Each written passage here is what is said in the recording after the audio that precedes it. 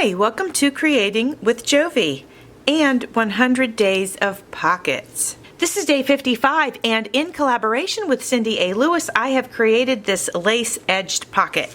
And you're going to see how I put it together, and this is the tag that I made. I wanted to make sure that you know that you can get a handy printable booklet with all the instructions on how to create these pockets. There's a link in my description box. It will take you to Cindy's Ko-Fi shop and you can grab one for yourself. Today you will need patterned paper, lace trim, glue or double-sided tape, maybe even some fabric glue for the lace part of it, scissors, trimmer, ink, embellishments, all that good stuff. And then the first thing you're going to do is take a piece of patterned paper, cardstock, and you're going to cut it into a triangle. And then you're going to decide if that's going to be an upper pocket or a lower pocket. And I'm going to go ahead and do, let's see, I did this one yesterday. It was kind of an upper pocket, so I'm going to do this one as a lower pocket right down here. Now you can add your lace before or after you glue your pocket in, but before I do anything, I'm going to go ahead and round this one corner.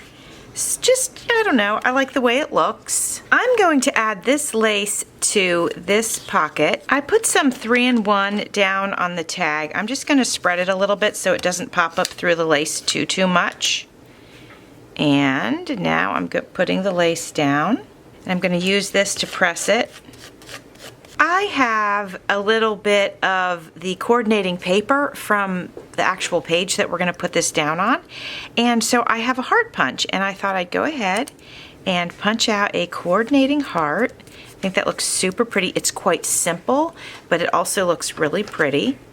And now I'm going to trim the edges of the lace.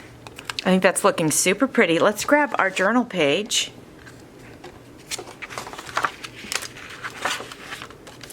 Now I'm going to adhere it here, so let me get my glue on there. I want to go ahead and really quickly make a coordinating tag to go into the pocket. So I have this scrapbook paper, and it is the offcuts of this and this. They were all 12 by 12s. So to make it a proper journal size, unless you want a gigantic journal, we basically trim them down to 8.5 by 11, unless you live in the EU and then you use a different size, I think A5. But over here in the States, we do 8.5 by 11. So I have these extra pieces, right? And so I like to create tags with them, and then I don't end up with a bunch of scraps.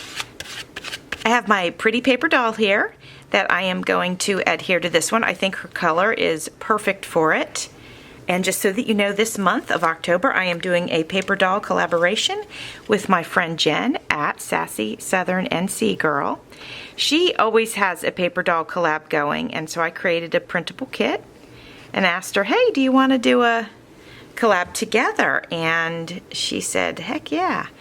Okay, I think she looks stunning and fabulous, and we're going to go ahead and tuck her into our lacy pocket, and look at that, my friends.